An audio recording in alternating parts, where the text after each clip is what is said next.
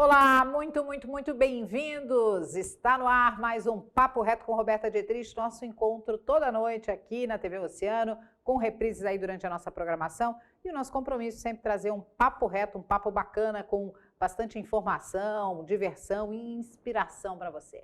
Olha, a gente está vivendo um momento de reinvenção social. Eu tenho certeza que daqui a 50 anos alguém vai olhar para esse momento e vai chamar de uma outra coisa, porque não é mais o modernismo, não é mais o pós-modernismo. Nós estamos vivendo realmente uma nova era, uma era digital, uma era de informação, uma era de relacionamento com as redes sociais. E a gente, claro, precisa estar preparado e precisa estar antenado às possibilidades que essa nova era oferece. Ela traz coisas ruins? Traz. Alguns estresses, digamos assim, mas também traz muitas possibilidades e muitas coisas boas. Como diria meu velho pai, a gente tem que aproveitar quando o cavalo passa encilhado. E é o caso. E é justamente surfando nessa onda que surge um departamento de inovação na Univale, que criou o Festival da Imaginação. O nome já é ótimo, né? Vamos combinar. E a figura que vem falar sobre isso fala por si só. Estou falando de Bianca Capucci, ela que é designer industrial, professora da Universidade do Vale do Itajaí, a Univale, que está trabalhando arduamente nesse projeto Festival da Imaginação. Bem-vinda, querida. Obrigada por aceitar nosso convite. É sempre excelente estar aqui com você, né, Roberta? Um papo bom é papo ótimo reto, sempre, né? Isso aí. Bianca, vamos começar um pouquinho, antes de mergulharmos no Festival da Imaginação, vamos contar um pouquinho da história da Bianca? Não. É uma carioca, ela é na uma verdade, cidadã do mundo? Eu vim do Rio de Janeiro para Santa Catarina, né, para realmente trabalhar, passei num concurso para a Univale, e fui muito bem recebida. Eu não conhecia Santa Catarina, vim para cá, fui muito bem recebida pela cidade e acabei ficando. Estou aqui há 18 anos. Tive a oportunidade de montar meu escritório, né, durante um tempo, mas aí as funções na universidade acabaram me absorvendo demais. Então, durante um tempo eu funcionei com o Maricota da Gema, né, que era o meu escritório na época. E além do mercado, né, através do escritório e da própria função dentro da universidade, a gente vai estreitando os laços com as empresas aqui da região, com as pessoas, né, que desenvolvem economicamente a cidade. Então, essa relação entre o design, né, e essa economia criativa, ela vai abrindo espaço, né, para a gente fazer esse networking. E aí, então, durante a minha trajetória na universidade, eu comecei como professora, depois eu fui entrando um pouco na parte pedagógica, como apoio pedagógico, depois como eu já vinha do Rio, com essa bagagem do desenvolvimento industrial e também já tinha experiência de ter trabalhado durante um tempo na Amsterdã Sauer desenhando joia, eu acabei entrando na área da moda. E aí comecei a coordenar o curso de moda. Fiquei durante 15 anos coordenando o curso de moda. Depois, nesse período de 15 anos ali na coordenação, eu também tive a oportunidade de trabalhar em outras áreas, como a do design gráfico também, implantar o curso de design de jogos, e aí por aí vai, porque a área de design, na verdade, para mim, ela se mistura muito, ela se funde muito, né? As pessoas tentam botar em caixinha, mas elas se relacionam. Para mim, só muda processo e matéria-prima. Mas a ideia que vem por trás disso tudo... A Maricota da Gema trabalhava com o quê? Um pouco de tudo. Então já vem no meu DNA, né? Então trabalhar com essa coisa do 3D, do produto em 3D e o 2D, que é o gráfico, né? E agora hoje a gente está trabalhando nesse mundo digital também, né? Que aí avança para profundidade aí. Então a gente trabalhava um pouco de tudo, planejamento de coleção, trabalhava também com desenvolvimento de identidade, né? Eu continuo trabalhando hoje como freelancer, né? Nessa área, voltei para o mercado. Então, estou com projetos novos aí que logo a gente vai estar falando sobre eles. E é uma relação saudável, né? Essa história de você estar no mercado, estar na academia, em várias frentes. Né? Teoria e prática, eu acho que para mim não tem outra fórmula, né? E tem essa coisa da credibilidade que você passa, porque quando você começa a teorizar muito, o aluno ele não dá credibilidade, ele quer saber como é que a coisa funciona na prática, qual é o time das coisas, como é que realmente o que as empresas estão esperando. E fora que você acaba exigindo do aluno também uma postura diferente, né? Uma postura um pouco mais madura, porque a gente tem essa relação também, né? Quando o aluno ele sai do ensino médio e entra na universidade, ele ainda vem meio pagiado. E aí ele tem uma ruptura, e nessa ruptura, esse amadurecimento, você tem que passar para ele, chamar a atenção dele. A gente faz um trabalho também muito interessante com o Santa Catarina Moda Cultura, eu sou mentora desse projeto, e a gente está fazendo um trabalho agora com eles, que é uma equipe, e ela tem que passar por vários desafios lançados pela universidade, como se fosse um processo de plataforma aberta, né? De inovação aberta.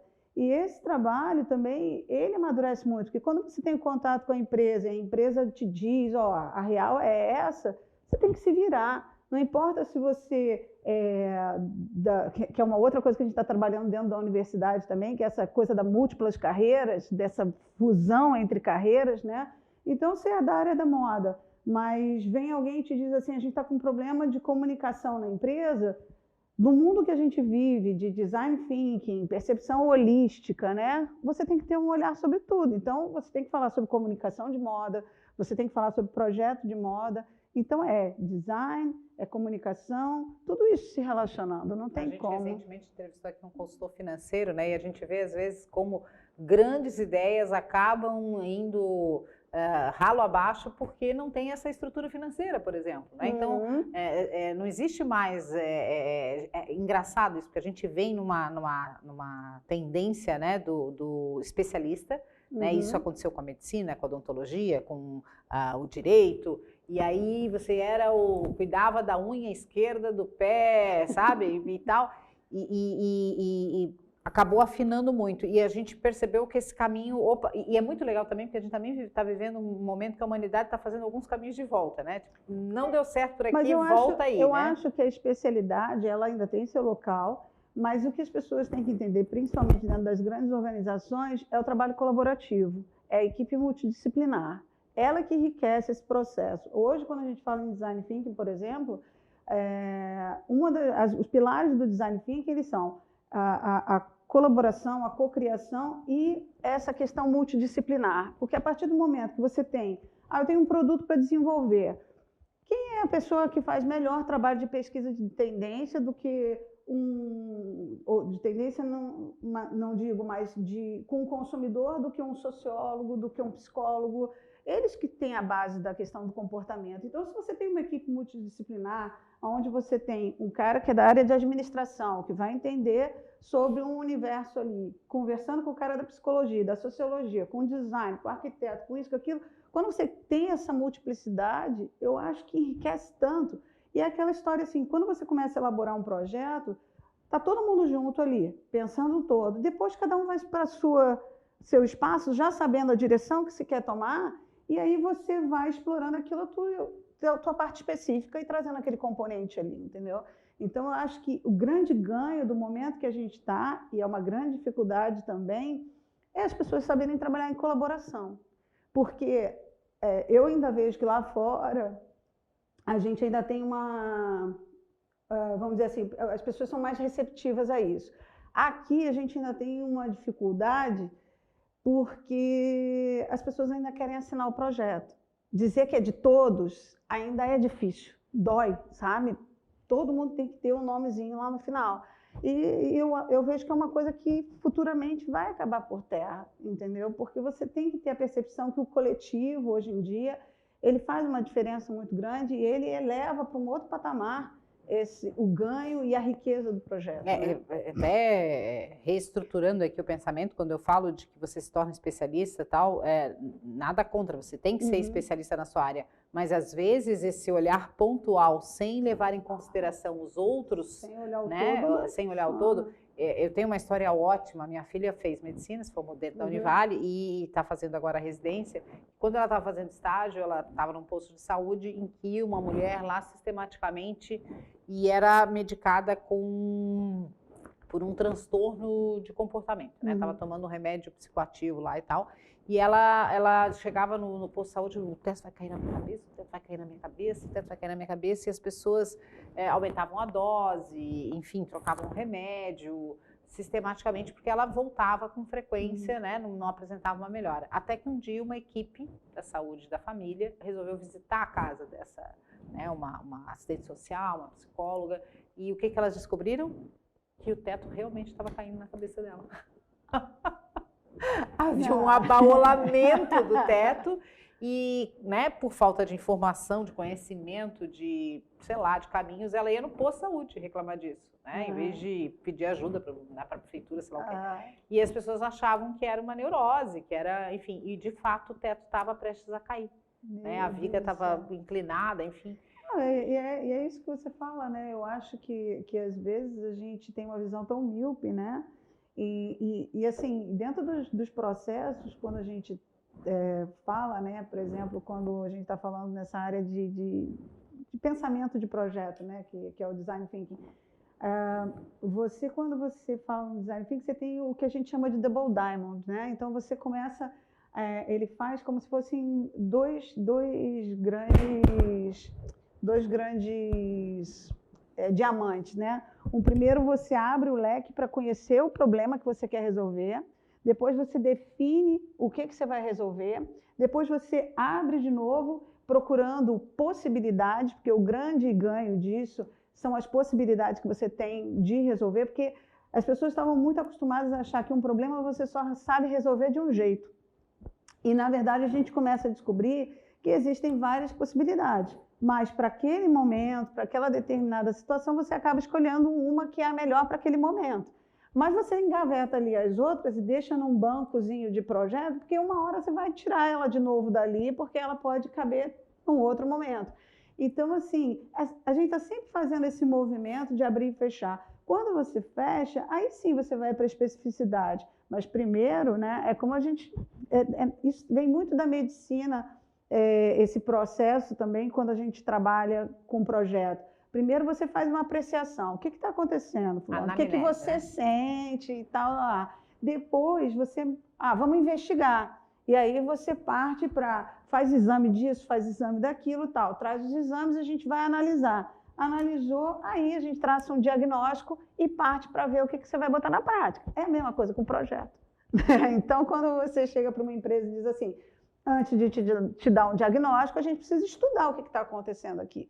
Então, aí que a gente vai fazer essa manutenção. E esse processo do design thinking, ele é tão bacana, ele é tão legal, que eu não entendo por que toda empresa não adota isso meio que como norma, se não de projeto a projeto, mas como um planejamento anual, né, nesse sentido, porque saem ideias incríveis. Eu já tive algumas oportunidades de participar de 2 ou 3 design thinks de organizações, e é impressionante como existe, e a gente não está falando de 3 meses, o design thinking às vezes ele dura 2 dias, né, de uma imersão profunda.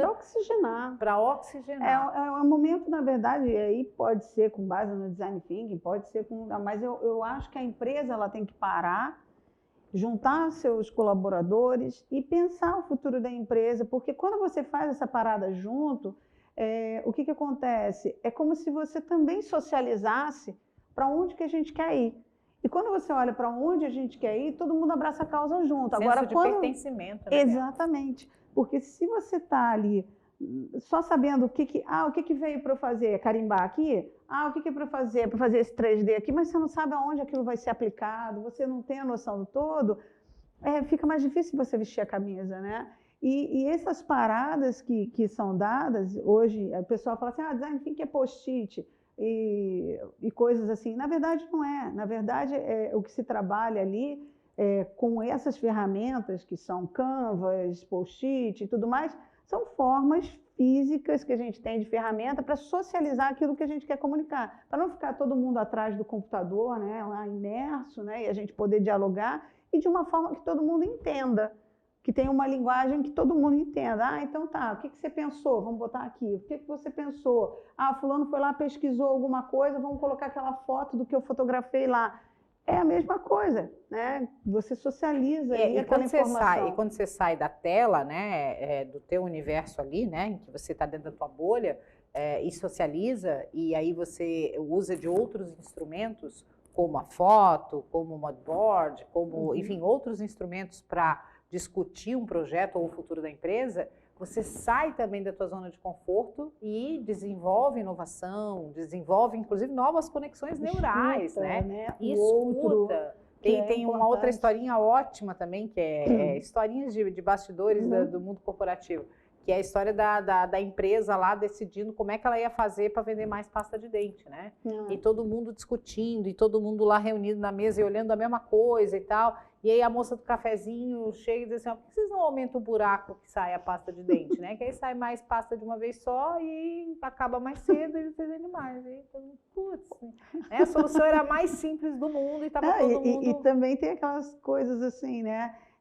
Por que você tem pasta de dente que é Bright, a outra é não sei o que, cada um. Quando você vê um adolescente, o adolescente ele está na fase dele, que ele está lá querendo flertar com alguém, ir para pegação e tal. Então o problema dele é o hálito e dentes brancos. Então é isso que você tem que entregar para ele. Agora, tem outras pessoas que são anti-placa, não sei o quê. Então, para cada comportamento, você vai ter uma pessoa procurando coisas diferentes. Você tem que pesquisar sobre isso. Então, essa pesquisa de comportamento, ela é fundamental também, né? A gente tem exemplos mercadológicos incríveis, né? Eu tenho o exemplo da Cacau Show, né? Que era um cara que gostava muito de fazer chocolate, ele olhou para o mercado e o que a gente tinha? Nós somos um país de chocolatras, né? Nós somos um mundo de chocolatras presente, assumo, né? Mas, assim, você tem, de repente, você tinha marcas...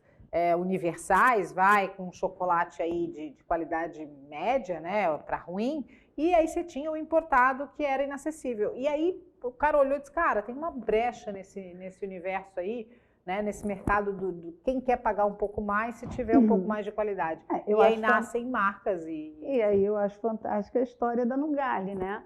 A Nugali é incrível, a Nugali, sou muito fã. A Nugali, a proprietária era a aeromoça, e ela via todo mundo indo embora com aquela caixinha de sorvete, com aquele chocolate dentro. Ela falou assim, por que um chocolate, né, nosso tem que ser assim? Por que ele não pode ser sofisticado? Por que ele não pode ter uma outra pegada? E quando você vê, ela vem com uma roupagem nova e trazendo para um patamar também super interessante, né? Eu sou a tarada do zero açúcar, 45% da Nugali. Eu compro, tem um lugar em Itajaí que ele já encomenda para mim, que eu chego e digo, ó, chegou seu chocolate, que é uma barrinha incrível. E aí, assim, também, né, oportunidade de mercado, lançaram um produto agora para fundir, e agora fizeram também um trabalho de visita corporativa, né, dentro daquela coisa da fantástica fábrica de chocolate. Imagina que delícia que é visitar uma fábrica de chocolate, né? E o mais rico disso tudo, eu acho, que dessas histórias todas, Roberto, eu acho que é assim, a gente puxando um pouco, eu sou do Rio, né, tal, mas eu sempre abracei Santa Catarina com o maior carinho, porque fui muito bem recebida sempre, e eu fico apaixonada pelo número de empresas grandes, incríveis que a gente tem aqui na região, de todos os segmentos, né? E eu acho importante também, nesse processo todo, é que a gente está há muito tempo para fazer uma virada, que eu acho que é muito importante para o nosso estado aqui, que é a virada de que a gente é inovador e que a gente é criativo. Porque Santa Catarina, pelo potencial industrial que ela tem, ela é muito reconhecida como um estado industrial. Mas ainda, para inovação e criatividade, a gente ainda tem que dar mais um punch aí e fazer no nosso DNA, né? Tá. Se a gente olhar toda a trajetória do estado, desde os imigrantes que tiveram que se reinventar, vindo de outra cultura, que tiveram que abrir mata-foice, né? Que tiveram que construir do zero uma cidade, um estado, enfim, está no nosso DNA, ser inovador, ser criativo. Eu acho que a gente está nesse período agora, começando esse período de transição, porque as pessoas estão vendo que realmente não tem outra alternativa a não ser fazer essa virada, porque a equiparação em termos de potência industrial daqui a pouco está igual, entende? E aí a gente vai perder os nossos diferenciais. E a gente tem um chão aí pela frente em termos de criatividade e inovação que está na hora de explodir, entendeu? E é nessas viradas de chave que nasce o Festival da Imaginação. A gente vai falar dele no próximo bloco, combinado? Tá, combinado. Dou uma respirada, a gente toma uma aguinha aqui e volta falando de Festival da Imaginação. Papo bom, hein? Fica aí.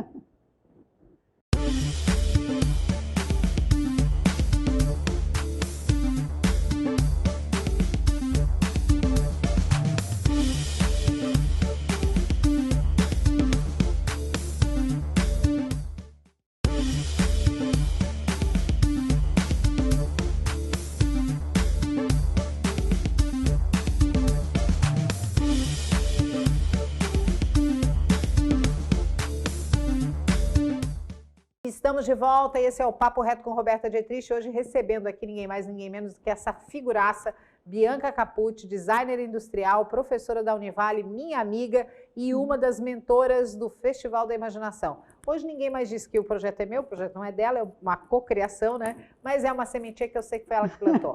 Bianca, conta pra mim, Festival da Imaginação, nasce com que propósito? Olha, o propósito é o seguinte, o grupo lá, né, do Uninova, né, que é o nosso núcleo de inovação tecnológica da Univale, a nossa função ali com a Uninova é fomentar a cultura da inovação, né, tanto internamente quanto externamente, porque o Uninova ele faz essa ligação dentro da universidade com o ecossistema de inovação do Estado e internamente ela procura articular, né, todos os setores que podem ter algum contato externo trabalhando com isso. Então, assim, a gente tem processo de incubação, a gente tem espaço de coworking, a gente tem plataforma de inovação aberta junto às instituições da ACAF. Enfim, dentro desse processo todo, a gente começou a reparar que a gente precisava dar uma chacoalhada na galera, porque quando você entra no processo de incubação, o que acontece? Você já tem que estar um pouco com a tua ideia formada, você já tem que estar passando por um edital onde você já tem quase que uma modelagem já pronta do teu negócio. E a gente começou a perceber assim, tá, mas como é que a gente vai fomentar essa base? Né? Principalmente para virem ideias realmente já criativas, né? E aí a gente falou sobre essa percepção não é só criatividade, não é só inovação, mas é uma junção disso tudo, é imaginar um futuro novo, um futuro possível. Então foi dentro desse contexto que a gente trouxe esse Festival da Imaginação, para a gente trazer pessoas, e essa é a primeira edição dele, né? Para a gente trazer pessoas para dar essa chacoalhada. Né? Não só no nosso grupo ali da universidade, dos nossos alunos, mas também as empresas que precisam oxigenar, que têm os seus grupos criativos e que precisam olhar para esses novos cenários possíveis, né? Em todas as áreas. Porque quando a gente fala em inovação, a gente não está falando só em inovação em design, a gente não está falando só em inovação em tecnologia, a gente está falando sobre várias coisas. E nesse primeiro momento é que a gente vem dar um chacoalhão no sentido, porque quando a gente chacoalha, né, faz um barulhinho bom, né? Então... Às vezes quebra de vez, e as pontas, não. Mas quando você pega um chocalho e dá uma chacoalhada ali, você tem numa ponta lá os estudantes e na outra ponta lá as empresas, todas numa sinergia para um caminho de inovação, né? Para quem ouve, né, Festival da Imaginação, inovação, cara, eu não sou criativa, eu já passei dos 40, isso não é para mim. Que recado você manda para essa gente? Olha, eu acho que é que nem quando as pessoas dizem assim, eu não vou fazer design porque eu não sei desenhar. Né? Primeiro, design não é desenho, design é projeto. E eu digo assim, tudo é uma questão de exercício. A mente é uma questão de exercício. E quando você fala em inovação, para você romper, é juntar coisas que nunca foram juntadas antes. É sair da mesma equação, é romper com esse tipo de coisa. Então, quando a gente fala da inovação, é um caminho que você escolhe para qualquer área. Então, se eu estou trabalhando, eu tenho um negócio que seja lá qualquer, né? Eu sou dentista ou eu sou advogado, qualquer coisa. Se meu negócio não está indo bem, eu estou desconectado de alguma forma. Ou eu estou desconectado na minha comunicação com o meu cliente, ou eu estou desconectado com alguma informação que está defasada, né, no meu conteúdo. Então, para tudo, a gente tem que fazer um olhar e ver onde que eu posso começar a inovar para me manter no mercado, porque tem outros advogados, porque tem outras pessoas. Como é que eu vou chegar e dizer assim, eu sou bom naquilo? Né? Então, eu acho que essa percepção da inovação é bem isso, é a gente começar a pensar qual a equação que eu tenho e aonde é que eu posso mudar ela para potencializar ela, né? Para isso me dar um novo produto, para isso me dar uma mais ou menos a gente olhar o mar, ver que está vindo uma onda e estar preparado para aproveitar o que essa onda vai oferecer. Você pode pegar um jacaré com uma prancha de isopor, ou você pode dar um mortal a lá Ícaro, né? E ganhar o campeonato. Então, assim... Como é que você vai surfar? Porque a onda tá aí. Mas é sempre um exercício. É um exercício porque ninguém nasceu dando mortal, Ícaro, né? Aliás, ele nasceu com uma pranchinha de isopor. Então, eu acho que é bem isso. Essa semana eu estava vendo a Nádia Comaneci, né? Passando um vídeo dela antigo, e você fica pensando ali quantas horas por dia aquela pessoa estava dedicada para não cometer nenhum erro. E ainda mesmo assim, né? Porque quando a gente diz que inovar, né, é correr riscos, porque você está correndo um risco. Mas todo o trabalho que você faz anterior a isso é para você reduzir as incertezas e reduzir esses riscos, né? Então, 100% para alguma empresa que queira inovar, ela não vai conseguir se jogar ali e ter 100% de certeza que ela vai acertar. Mas um 90 tá legal, Mas né? um 90 tá legal. E aí, o que acontece? Nessa perspectiva da imaginação, o que a gente vai juntando nessa equação? Se eu aumento o meu repertório, eu também aumento as possibilidades de chegar a coisas novas. Se eu exercito a minha criatividade, a minha mente, né, como vários filósofos aí falam, né, quando você exercita a mente e ela expande, ela nunca mais volta. Einstein disse isso, nunca mais a mente voltará ao tamanho original depois de ser expandida. E é por aí. Quando você mistura coisas diferentes, a química faz isso. Eu nunca vou chegar a um produto novo na química se eu não misturar compostos diferentes. Ferreirinha fala isso, né, de forma bem moderna, que é o paladar não retrocede, né? Não. Depois que você experimenta uma coisa, você não aceita mais uma coisa menor. E aí, nessa perspectiva, foi que a gente falou assim, vamos trabalhar a cultura lá na base, chacoalhando a cabeça dessa galera. E aí a gente começou, então, quem que a gente vai trazer para agora, né? Para o primeiro momento. E aí a gente fez essa percepção de que a gente tinha que trazer alguém para falar um pouquinho sobre como é que está esse cenário e para onde a gente vai, né? Para onde as coisas estão caminhando, quais são os novos cenários, os futuros desejáveis. Depois, falar um pouco sobre essa coisa da criatividade não ser só no plano etéreo, né, que parece que é uma coisa fluida e que não é palpável. Então, trazer alguém para falar sobre isso, de criatividade aplicada, e também falar sobre essa coisa da empatia ligada ao cliente, né? Como é que a gente fala com esse consumidor hoje em dia, depois de ter passado por um processo desse pandêmico, e já vínhamos num movimento econômico estranho também, né? Porque as pessoas acham que, porque você cria, você não precisa falar de economia, você não precisa saber de nada disso, você precisa saber de tudo que acontece em todos os segmentos. Qual é o formato do festival? É um dia só, online, gratuito, né? Então, qualquer pessoa pode se inscrever e participar. De manhã, a gente está com a Sabina Dueck, que é uma futurista, é pesquisadora de comportamento, trabalha com toda essa percepção sobre olhar para esses futuros possíveis. Ela vai falar sobre a palestra dela gira em torno do grande reset, onde ela diz assim, as empresas elas vão ter que repensar algumas coisas em relação a esses direcionamentos, e ela vai falar sobre 4 eixos ali, que são a questão ambiental, a questão do capitalismo, da tecnologia e da humanidade. Né? Então, acho que são coisas super importantes para serem discutidas, e ela dá uma perspectiva sobre isso, dos estudos dela. Ela está aí no forno já com Como é o nome? Sabina Dueck. E ela é da área da comunicação, é jornalista, e ela trabalhou já com grandes empresas, BMW, Unilever, entre tantas outras aí, porque ela faz consultoria para essas grandes empresas e tudo mais. Então, esse momento da virada, essa chave que ela diz, né, dessas perspectivas, elas já vão começar a abrir o leque, né, para a gente oxigenar a mente. E aí, de tarde, a gente está trazendo o Hugo Rafael, que é um diretor executivo da Laje. A Laje ela é uma facilitadora, é um espaço de compartilhamento de informações e tal. Eles dão cursos e trabalham consultoria também, onde eles são facilitadores nessa área de negócio e inovação.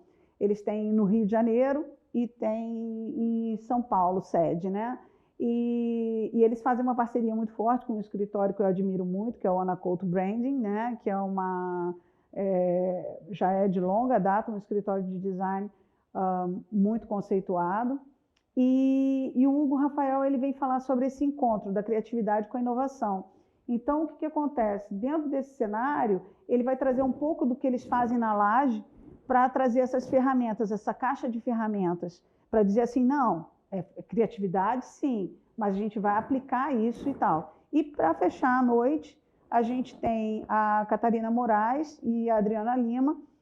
A Catarina Moraes é da Trace Lock, que é uma agência premiada em comunicação, e ela é head de empatia, design thinker também.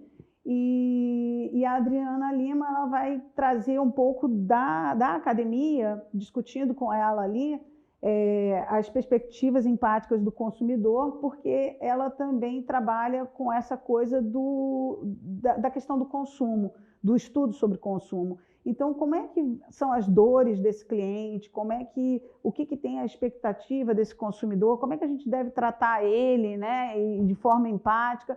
Então, a gente pega um pouquinho de cada coisa, abre a cabeça, vê como é que a gente pode ser criativo usando isso aplicado e depois como é que a gente se conversa para levar esse produto para o cliente, né? Então, bacanésimo. Que dia acontece? Dia 17 de agosto. 17 de agosto, começamos então às 10 horas da manhã. Semana que vem. Uhum.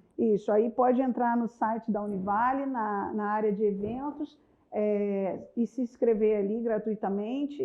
Pode ser que quem é de fora tenha que fazer um cadastrozinho rápido ali, mas e depois é só surfar na onda. E vai ter interatividade, vai ter espaço de repente para alguma participação? Sim, a ideia a gente faz esse bate-papo, eu vou estar mediando, né? Tem a apresentação do palestrante e eu vou estar vendo ali as perguntas que estão sendo feitas no chat. E a gente vai levar essas perguntas para o palestrante e aí ele desenvolve. E vai ser o primeiro de muitos? Eu espero que sim. E tomara que o próximo seja presencial, né? Eu imagino que o próximo seja presencial e que role muita imaginação. Com certeza, com todos esses nomes incríveis e todas essas provocações, difícil sair incólume. Querida, obrigada, viu? Feliz Obrigada demais você de te ver pela bem. oportunidade de estar aqui. Essa moça linda aí que já foi jurada de escola de samba, ela surfa em muitas ondas e é uma figura muito criativa, sem dúvida nenhuma, e só podia sair dela essa sementinha aí do Festival da Imaginação. Amei, adorei e vou estar lá dentro do possível também, não te garanto o dia todo, mas curti muito toda essa perspectiva. Dá uma zapiada. Vou dar uma zapiada sim. Meu anjo, muito obrigada, tá? Gente, conversei aqui com Bianca Capucci sobre o Festival da Imaginação. Você gostou? Você está achando aí que está precisando de um chacoalhão aí para ouvir o seu barulho interno? Então, bora lá, gente. Entra lá, univale.com.br. Univale.br. Univale.br. Vai ter lá um ícone evento, você vai achar o Festival da Imaginação. Se inscreva, participe e aproveite. Gente, de graça, a minha avó já dizia que até injeção na testa, né? Imagina um Festival da Imaginação. Fica o convite para você e essa provocação. Beijo, espero que você tenha gostado do papo. Eu amei. Até a próxima.